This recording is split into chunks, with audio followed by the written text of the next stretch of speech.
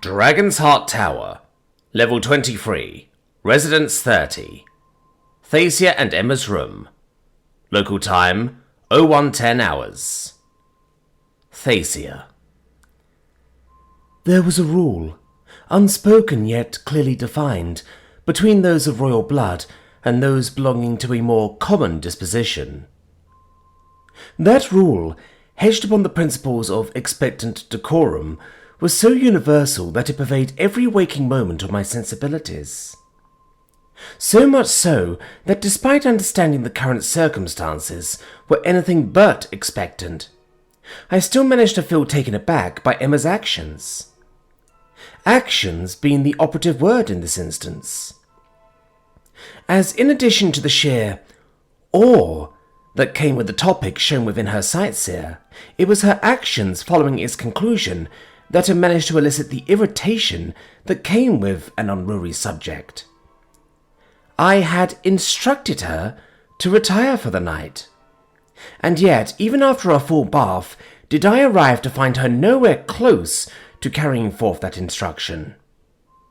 Instead, I exited the bath to find a trail of mannerless trinkets leading towards the balcony which she currently stood upon, her head firmly craned upwards towards the very impetus which spawned this night's outing, the starless skies. I approached slowly, displeased by the lack of the Earthroamer's adherence to my reasonable request, yet also concerned for the unnatural and undeniably gargoyle-like posture which she currently assumed. A posture which never once flinched, as far as I'd taken notice. "Emma?" I asked politely, refraining from assuming my social role, one which otherwise came naturally to me in practically any other situation. But not here. Not with this Earthroamer, who had managed to slowly chip away at that expectant role from that very first night.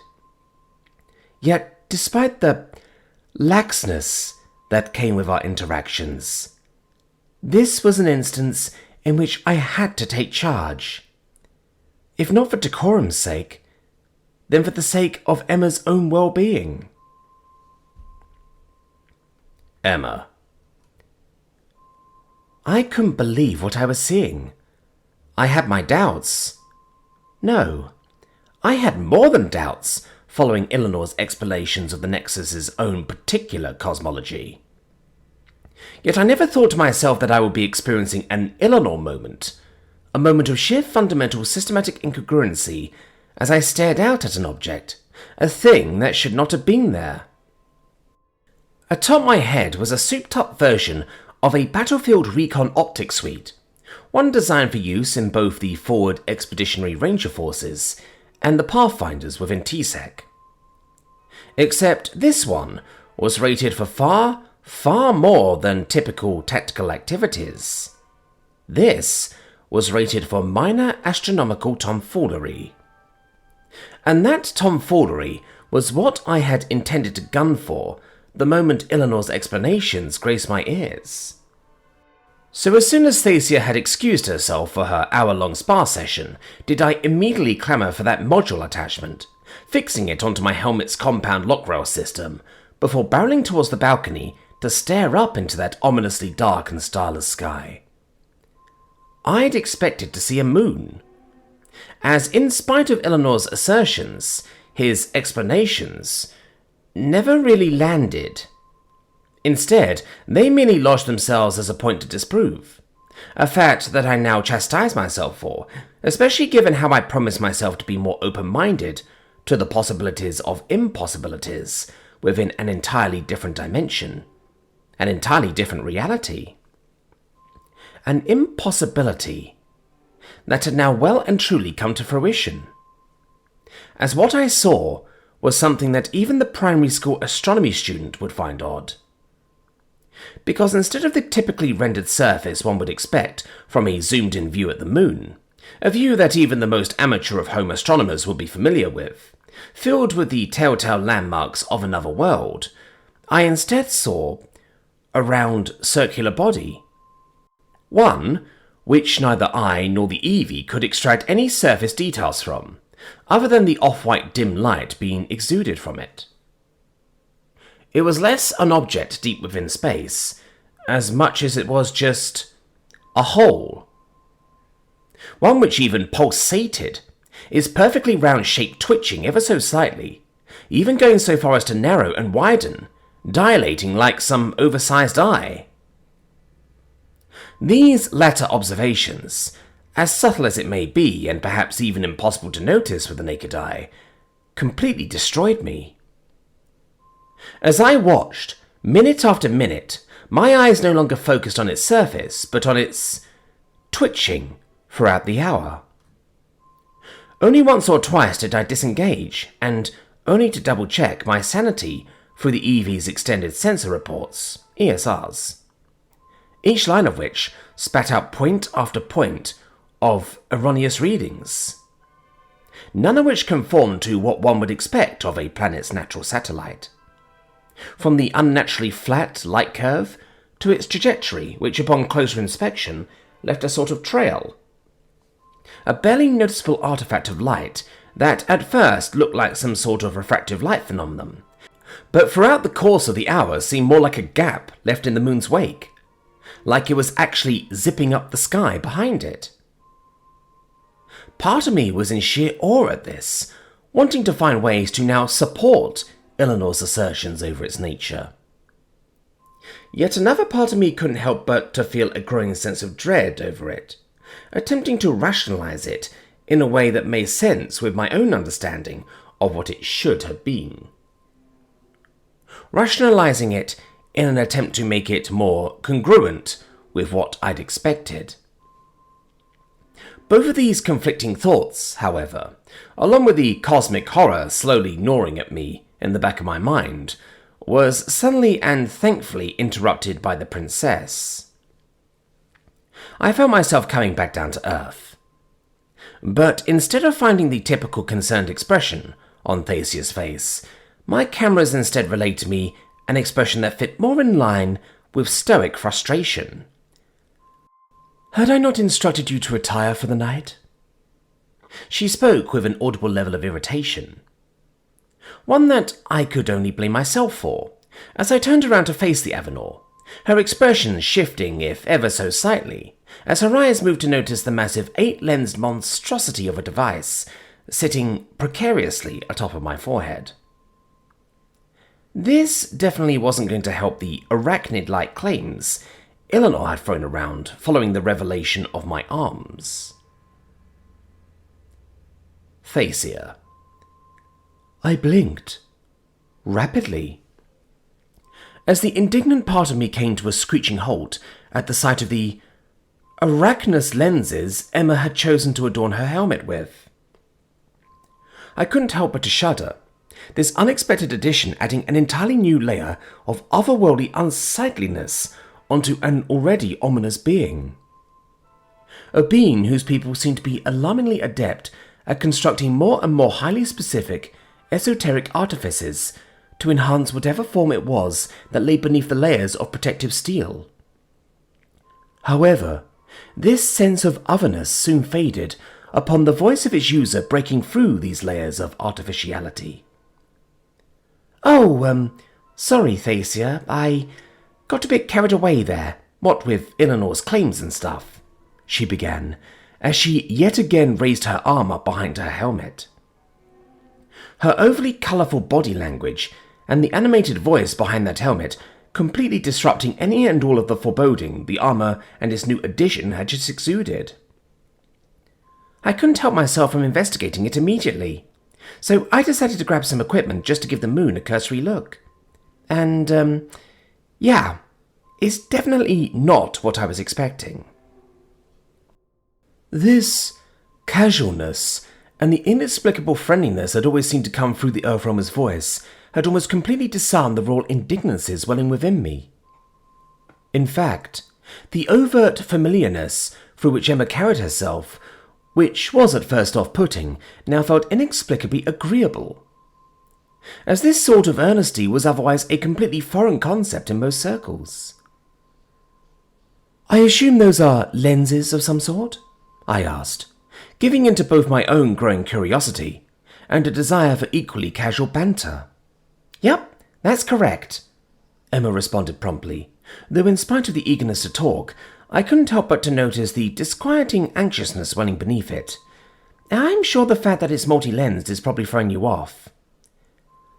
"I assume that similar to certain artifices, they are to detect more esoteric aspects of the world, perhaps analogous to mana splicers, specialized tools designed to further aid in the observation of different spectrums of mana," I interjected, causing the Earthroamer to simply nod in acknowledgement.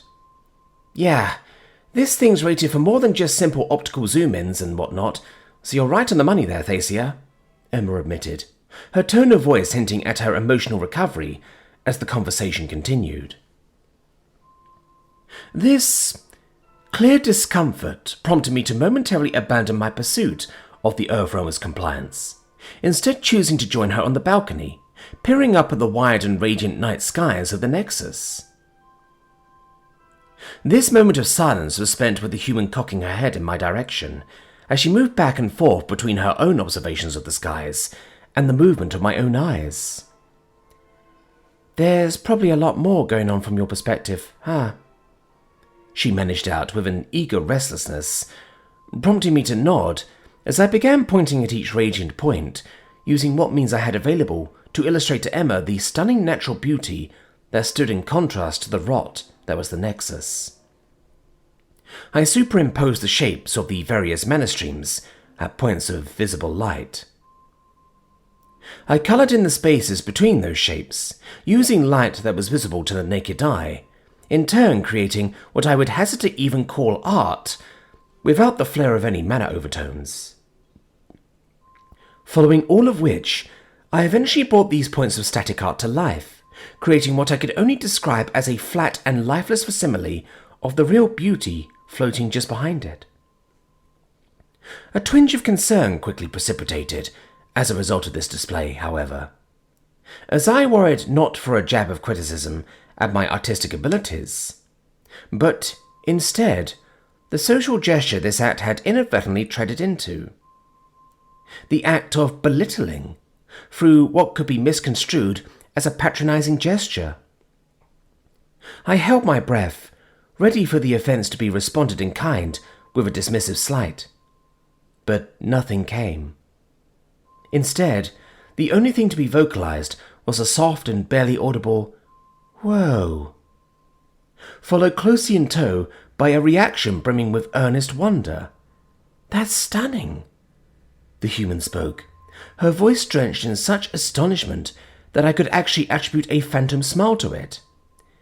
"And I don't just mean the fancy light shows and auroras, but the art itself," she continued, eliciting a cock of my head as she turned to face me instead of the small patch of light in front of us. "A natural mage, a scholar, a skilled statesman, and now an artist too? What else are you going to surprise me with, Your Grace?" Rarely was I ever thrown off by a response, and rarer still were those moments where conversation elicited a physical reaction. This, however, happened to be one of those rare few instances. As I stood there, feathers thankfully not on end, but only as a result of the conditioner and rejuvenating oils I just applied. Flattery was often the cheapest and most readily used tool in the roster of weapons one had within banquets and galas. But flattery spoken with such earnesty was something I had rarely experienced, if ever. Thacia? I'm sorry if that was offensive to say or anything." "Oh, no, I apologize for taking a moment. I paused, gathering myself by clearing my throat. It is not often that I receive compliments, most certainly not for an impromptu sketch of all things, I attempted to explain, staring at those red lenses, as if peering closer into them would have allowed me a greater glimpse into the enigmatic being within. A being that has somehow managed to defy not only fundamental expectations, but any worldly expectations of decorum too. Well, I'm glad it wasn't offensive or anything. I know there's a lot of unspoken social rules here, and you're really the last person I want to stir up any issues with, especially if it was unintentional," the human promptly added, moving to rub the back of her head once again. "I appreciate that, Emma. Thank you." The next few moments were once again marked by silence, as I glanced up at the most powerful spectacle of all within the Nexus at night, the moon. Or more specifically, one of many which punctuated the different regions of the Nexus. "Thacia, I gotta ask, was Eleanor actually right?" Emma began, her voice sheepish, as if realizing that the topic was taking us further and further away from my actual goal for the both of us. That's the last question I'll ask for the night, I promise," she quickly added, reminding myself of a young, reckless fledgling, incapable of taking the simple order from a nurse bestowed with maternal authority. To avoid losing ourselves to yet another long-winded tangent, "Yes," I answered plainly, and with an authoritative cadence that came naturally to me, as I kept swaying between both a formal yet informal and, dare I say it, personable rhetoric when addressing Emma. Natural authority, despite it being the expected diction by which to address Emma, just never felt appropriate. This sentimentality was difficult to truly place, but its effects were felt all throughout, especially as I acquiesced to the burning whims of human curiosity.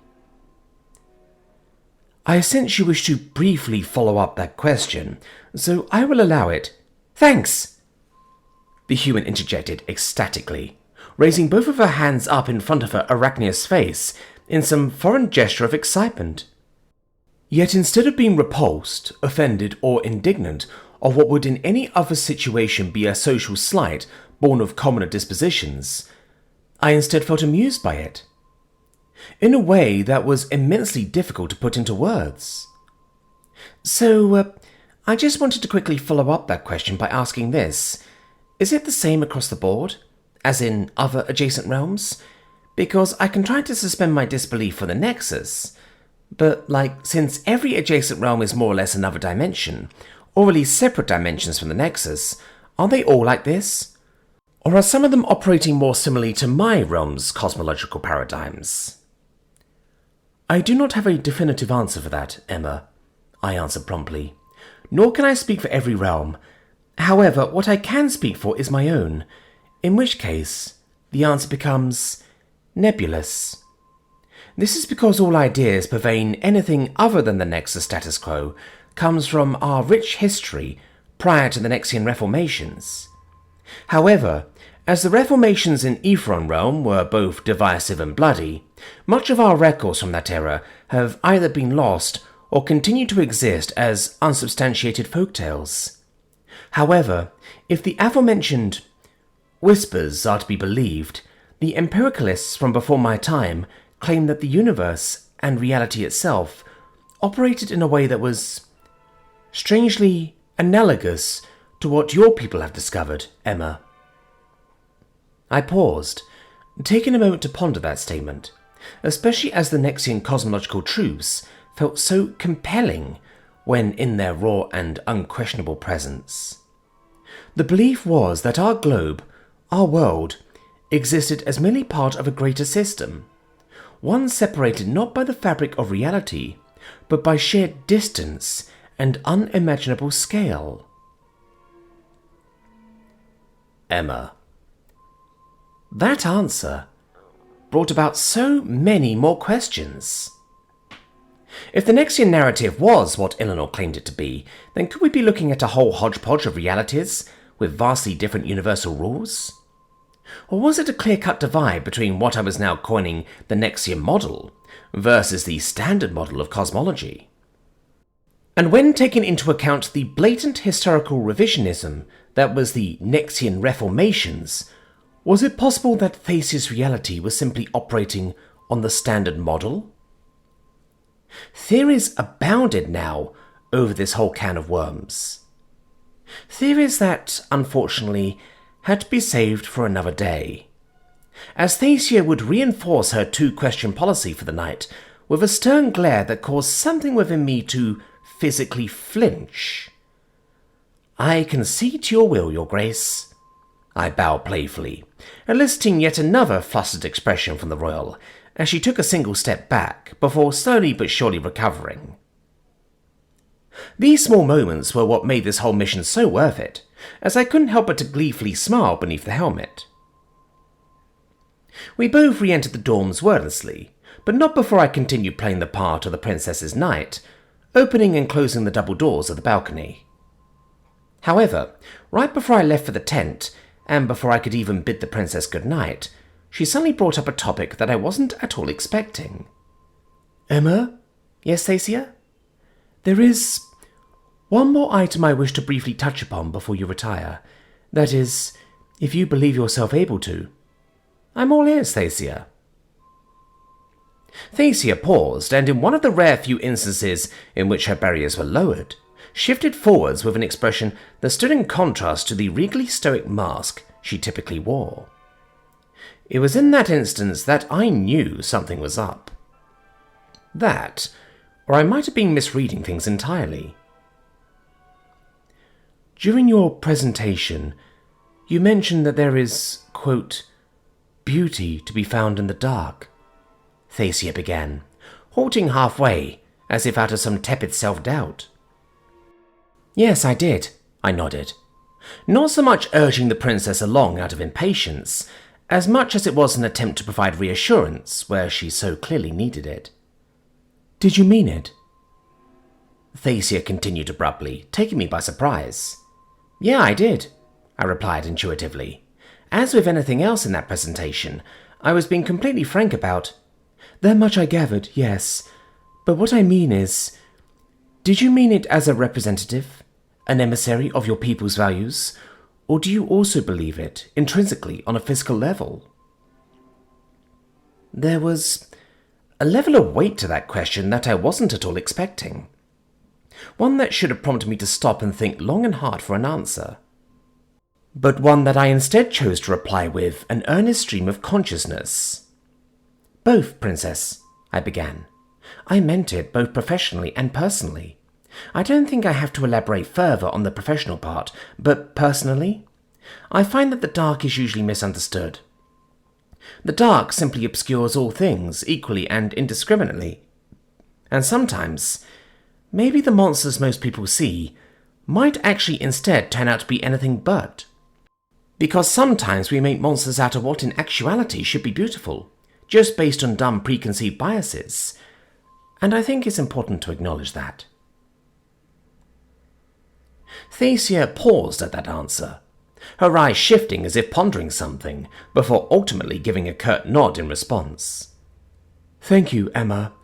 I appreciate your honesty in all matters." Dragon's Heart Tower, Level 23, Residence 30. Thacia and Emma's room. Local time 0800 hours. Emma. "No dreams this time around. Or at least, none that was out of the ordinary. This was probably why I managed to not wake up in a puddle of my own sweat and drool, which was definitely a plus. Though rolling over, I kinda made that point moot by inflicting the same damage a nightmare would have occurred, by slamming face first into my propped-up tablet and keyboard. Last night's report more or less took its rightful revenge, as I'd yet again fallen to the foolish thought of finishing work in bed. It didn't work the week before, nor did it ever work back home. Why then would I have thought that this time would be any different? I guess the indomitable human spirit really isn't so indomitable when you're up against crisp bedsheets. "Right," I steadied myself, grabbing the tablet and scrolling through it. Most of the important bits are already there at least. A wrap-up of events, including the highlight reel with helpful annotations from the suit's internal memory storage unit, offloaded and shunted into the tent's databanks. I'll get back to this later, maybe even work on it in Vanavan's class if things get really tedious, I groaned, before shifting my attention to my non-existent HUD. A quick donning of my glasses fixed that issue, as the AR environment returned in all of its seamless and glowy glory. "Evie, morning briefing," I began, for a refreshed yawn, taking off my undersuit and shunting it into the washer. "Acknowledged. Local time 0800. ETA to Professor Vanovan's classes, 1 hour. 1 objective noted for class. Homework." "Right. Print out homework," I nodded, heading straight into the shower, allowing the Evie to continue unabated. "Acknowledged. Printing. Briefing continues. Current mission objectives as indicated by Mission Commander. A. Locate and secure the AMD-002B low bandwidth exoreality unidirectional narrowband pulsator. Minor shard of impart from the Amethyst Dragon. Status: awaiting completion of reconnaissance operations by local assets. Sims troublemakers. Yeah, they had a time limit of 1 week to find the dragon, but given our monetary incentives, I expect they should be done in the next few days, I replied, garnering an affirmative beep by the Evie. B. Rebuild the ECS. Yeah, that's a given. C. Resume library questline with Eleanor Valaria. Objective 1 complete. Scouting and espionage operations on Maltori's office. New objectives as follows. 1. Secure temporary possession of the Green Book from Apprentice Lariel. 2. Return to the library with the original Green Book. 3. Return the Green Book to Apprentice Lariel. Yeah, just make a note that all of these objectives are now heavily contingent on the circumstances surrounding Lariel. The current plan is to simply ask for the book, which, given how we managed to determine Reela's whereabouts by simply asking, might actually mean the mission will be more straightforward than we thought. Acknowledged. Long-term objectives for the library questline might include actually finding the burned books, though. Just take note of that, since the whole finding the green book thing is more a probationary mission for the Seek ship, rather than fulfilling Eleanor's complete freedom. Acknowledged. I sighed, stepping out of the shower now as I started wiping down my glasses. Continue. D. Reela's whereabouts. Objective complete. Yeah, actually, that may be the one thing we've properly completed. Take it down to secondary priority now, and designate a new objective. Find Reela a long-term solution for her current unemployment issue. Acknowledged. E. Follow up on Lord Itholin Isila's meeting request. Objective complete. A firm on that one. Move Itholin's whole thing to the secondary objectives master list too. I have plans for him, namely the securing of low Nexian dialects so that I can better communicate with normal folk, and also furthering the pen shop idea with him as a joint venture project. Acknowledged. I was never one for the private sector, honestly. Never thought I'd touch it.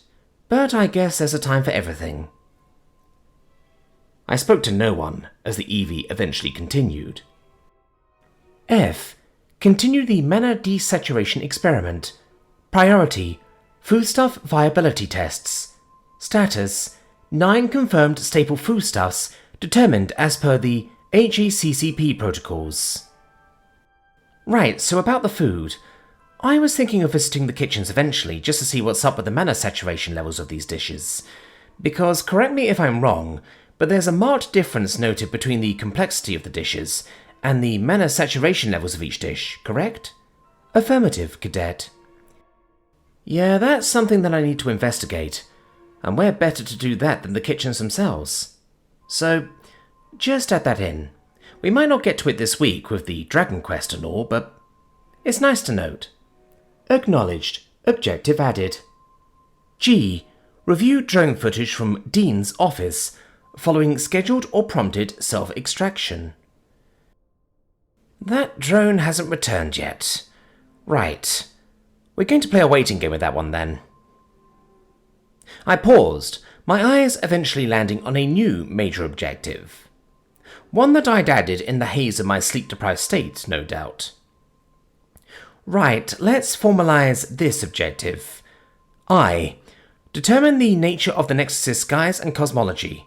We may need to whip out or print some special toys for this one. Acknowledged. Clarify Objective H. You mean expect the unexpected? I thought I told you, Evie. That objective stays no matter what. I winked, garnering yet another beep from the virtual assistant. Anyways, we'll work out the details for Objective I later. This is going to be a pretty big undertaking. Next came the Academy-dictated objectives, most of which were already covered by last week's completion of both the house choosing ceremony and the town shopping trip. Though two new objectives quickly came to take their place. A. Class Sovereign Quest Lines. B.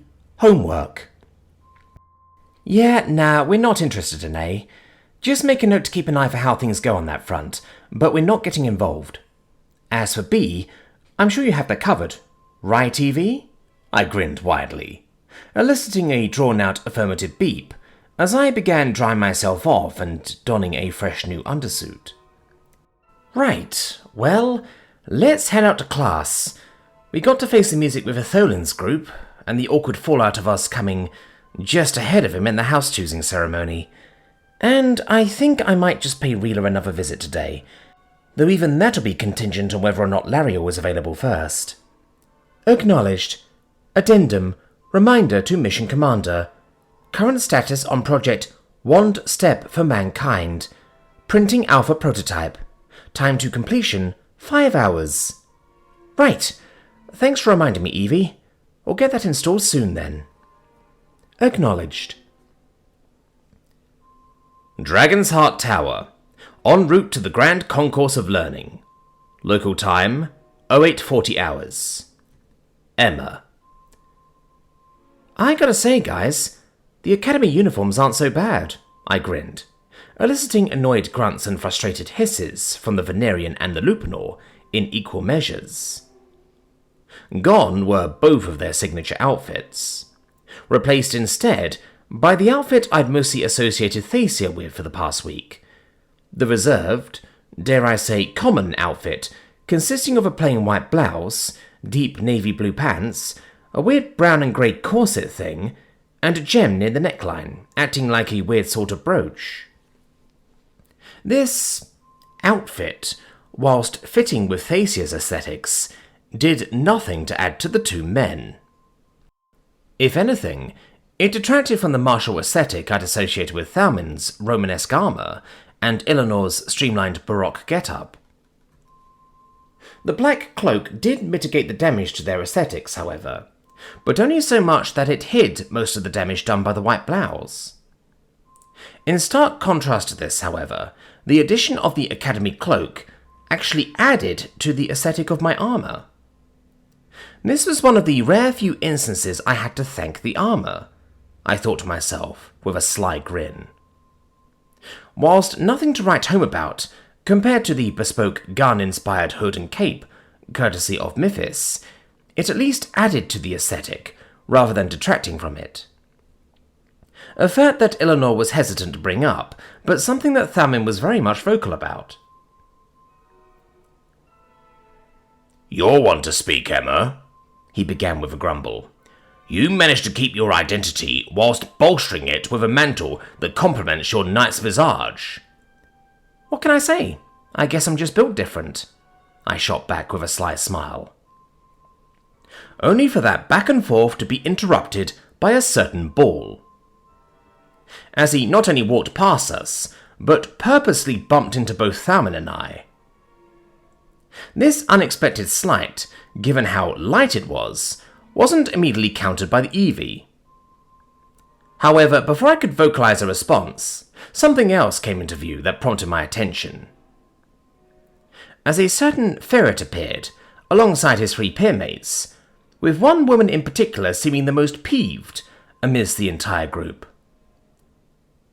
A75, Lady Iphilus Celiat. Third-ranked house, and yet their arrival is sorely behind fourth-ranked.